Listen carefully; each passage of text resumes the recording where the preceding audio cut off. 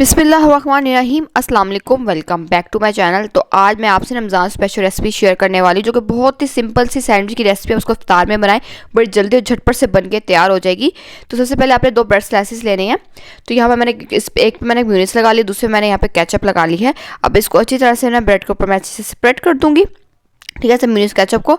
उसके बाद जो है यहाँ पे जब अच्छे से ये इस पर स्प्रेड हो जाएगा म्यूनिस केचप, तो यहाँ पर ये मैंने लिए थे आलू, सिंपल आलू हैं जिनको मैंने सिर्फ ऑयल की तरह फ्राई किया। इसके अंदर कुछ भी नहीं डाला मैंने, सिर्फ इन आलू को मैंने ऑयल के अंदर फ्राई कर लिया है, ठीक है।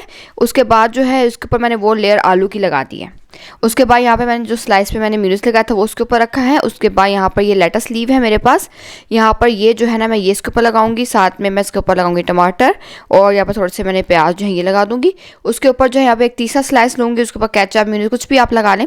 तो वो लगाने के बाद यहाँ पर मैंने इसको इस तरह से कवर कर दिया है इसको। अब थोड़े से पैन के अंदर मैं हल्का थोड़ा सा बिल्कुल ऑयल लूँगी, उसके अंदर डाल के ना ब्रेड के स्लाइसिस को थोड़ा सा आसपास से हम अच्छे से सेक लेंगे, अच्छा सा गोल्डन सा कलर दे देंगे, और तब तक दोनों तरफ से अच्छे से सेक लेंगे, ठीक है।